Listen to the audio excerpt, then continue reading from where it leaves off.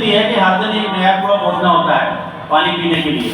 कहने का मतलब है कि कोई शायद नहीं होता है कि आप आज उस कंपनी में जॉब कर रहे हैं, कल होगा कि नहीं होगा कुछ नहीं पता होगा, कि जब तक आप उनके लिए यूजफुल होते हैं तब तक आप उस कंपनी में रहते हैं। उसके बाद आपको रिटायरमेंट दे दिया जाता है, आपको किसी भी बहाने से या किसी भी टाइप से। लेकिन गवर्नमेंट जॉब में एक बार पहुंच जाते हैं तो आपका पूरा स्थायित्व रहता है, स्टेबिलिटी रहती है। दूसरा ये है कि आपका एक सोसाइटी में बहुत ही प्रेस्टिजियस जॉब माना जाता है कि सरकारी नौकरी मिल गई, बड़ा अच्छा, बहुत अच्छी पढ़ाई की होगी आपने और बहुत अच्छा हुआ।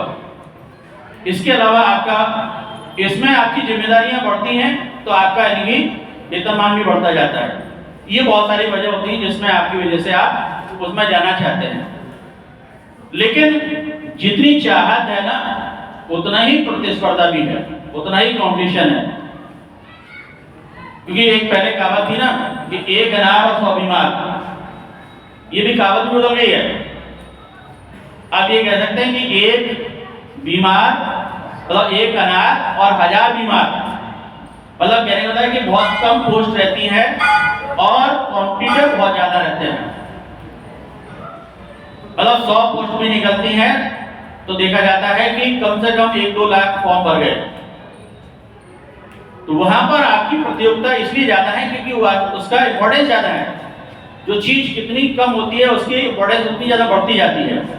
तो ये कि सरकारी नौकरी में आपको जाने के लिए अभी से अपना लक्ष्य तय करना पड़ेगा। जो स्टूडेंट अभी 10th क्लास में है, यदि उनको कैरियर अपना डिफेंस में बनाना है तो अभी से उनको मैथमेटिक्स सब्जेक्ट को लेकर के अपनी स्ट्रीम चुनना चाहिए। यानी कि 11th क्लास में उनको मैथमेटिक्स लेना चाहिए तो एनडीए के लिए उनका सूटेबल रहेगा। क्योंकि एनडीए में आपका मैथमेटिक्स का पेपर होता है और उसमें यानी कि 12th में आपका मैथमेटिक्स कंपल्सरी होता है। और यदि आप सिविल सर्विसेज के लिए अपना जॉब बनाना चाहते हैं, सिविल सर्विसेज के मतलब आप समझते होंगे, यानी कि आपका यूपीएससी के माध्यम से आप सिविल सर्विसेज का एग्जाम देते हैं तो उसमें आप आईएएस बनते हैं, आईपीएस बनते हैं, आईएफएस में सिलेक्ट होते हैं और आईआरएस की पोस्ट मिलती है। ये सारा यानी कि आपका इंडिया की टॉप क्लास जो पोस्ट होती है वो यूपीएससी का सिविल सर्विसेज एग्जाम्स होती है। अभी इसमें वैकेंसी निकली हुई है, 1000 के लगभग वैकेंसी रहती है हर साल और ऑल इंडिया कंपटीशन होता है। लेकिन आपको जो पोस्ट मिलती है वो सबसे ज्यादा प्रेस्टिजियस होती है। यानी कि आप जिले के कलेक्टर बनते हैं, एसपी बनते हैं, ये आपका यानी कि यूपीएससी से होने वाले सिविल सर्विसेज एग्जाम्स होता है। और यदि आपको लगता है कि ये थोड़ा सा जॉब मेरे लिए टफ है या मैं उतना कंप्लीट नहीं कर पाऊंगा तो उसके बाद आप यानी कि एमपीपीएससी से होने वाले सिविल सर्विसेज के एग्जाम को भी दे सकते हैं। इसमें आपका DSP, deputy collector, RTO, education department में शिक्षा अधिकारी यानी कि आपका एडी होता है, असिस्टेंट डायरेक्टर, और आपके बहुत सारे प्रशासनिक पद हैं जो एमपीपीएससी से होते हैं। यदि इनके लिए आपको जाना है और आप चाहते हैं कि मैं प्रशासनिक पद पर पहुंचूं तो ये बड़े टॉप क्लास की पोस्ट है, तो उसके लिए आपका कंपटीशन भी बहुत ज्यादा है और इसके लिए अभी से आपको अपनी प्लानिंग करनी होगी।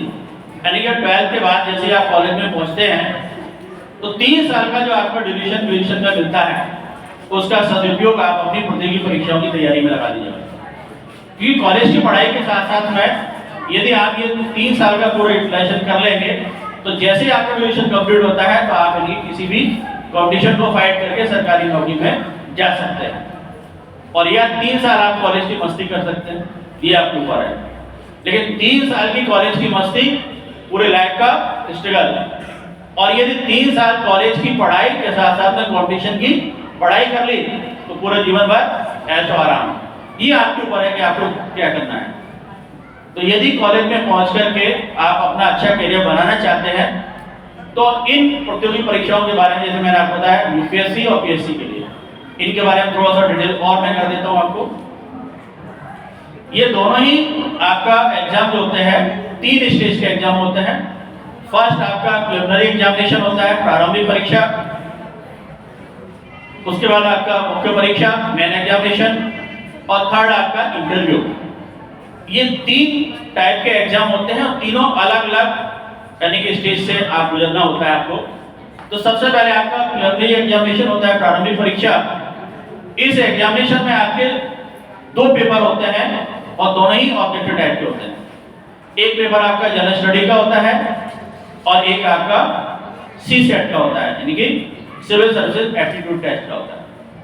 और दोनों ही पेपर आपके 2-2 आवर्स के होते हैं, 2-2 घंटे के होते हैं और इनमें आपके ऑब्जेक्टिव टाइप क्वेश्चन आते हैं। जनरल स्टडी का जो पेपर होता है वो यानी कि आपका सिलेक्शन पॉइंट होता है। आपका सी सेट का होता है ओनली, उसमें कट ऑफ मार्क्स आप आ जाते हैं, तो उसमें पासिंग के बाद आपकी जो मेरिट लिस्ट बनती है वो जनरल स्टडी के पेपर से बनती है। और ये प्री एग्जामिनेशन का जो एग्जाम होता है ओनली स्क्रीनिंग टेस्ट होता है, मतलब ये आपके सिलेक्शन में इतनी ही भूमिका अदा करता है कि आपको एक ग्रेड पास मिल जाता है मुख्य परीक्षा के लिए, और इससे ज्यादा कुछ नहीं होता है। मतलब फाइनल सिलेक्शन में इसका कोई रोल नहीं होता है। फिर जब आप मुख्य परीक्षा में पहुंचते हैं तो ये आपका रिटन एग्जाम होता है, मतलब लिखना पड़ता है। यूपीएससी में टोटल आपके 9 पेपर होते हैं और इसमें 2 पेपर आपके लैंग्वेज के होते हैं। एक आपका इंग्लिश लैंग्वेज होती है और दूसरा आपका रीजनल लैंग्वेज होती है, जो कि हमारे एमपी में लगभग हिंदी भाषी क्षेत्र है, तो हिंदी भाषा को लेकर के स्टूडेंट बैठते हैं। दोनों ही पेपर आपके क्वालिफाइंग होते हैं।